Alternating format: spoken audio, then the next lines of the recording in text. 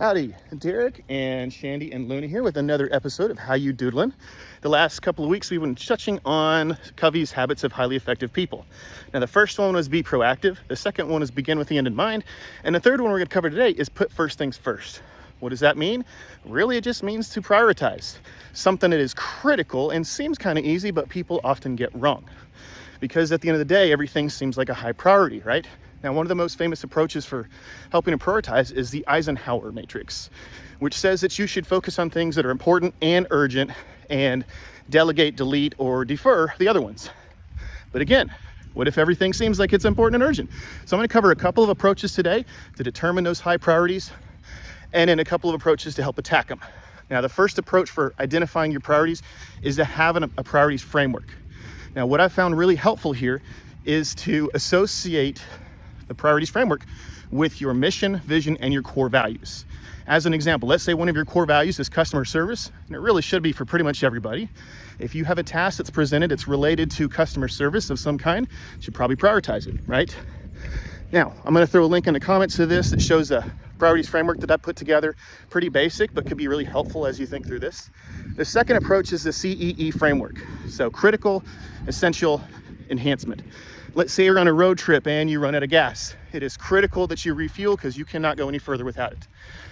Let's say that you have a flat tire. Well, if you have a spare, that's a temporary solution, but it is essential to fix that at some point, right? But not before you get more gas. Let's say somebody says, we could get there faster with a bigger engine. That's an enhancement. Okay, now that may make sense at some point, but the higher priorities are to get more gas and to fix the tire. Okay, so those are a couple of approaches that I found really helpful for determining priorities. Now, how to attack them? First thing, and this works for me, it may not work for you. I'm pretty sharp first thing in the morning. That's why we're doing this video now. I try to do my biggest priorities first thing in the morning. Right now, I'm walking the dogs. Many years ago, when I was fresh out of school and studying for the CPA exam, I realized when I got home after work, my brain was mush. My wife was distracting.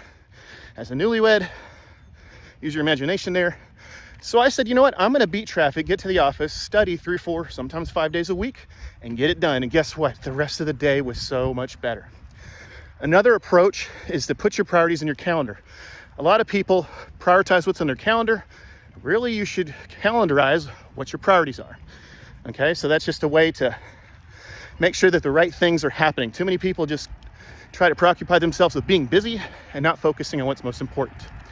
Now, one last thought here is, the calendar thing I especially like because it helps you not naturally procrastinate and deprioritize and kind of sabotage yourself. That's a natural thing we all tend to do. Putting it in a calendar avoids that, okay?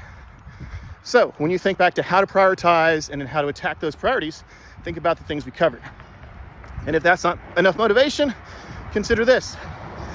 I'm addicted to procrastination, but I can start anytime I want to. Thanks for watching, y'all. Have a great week, weekend, whatever the case is when you're watching this.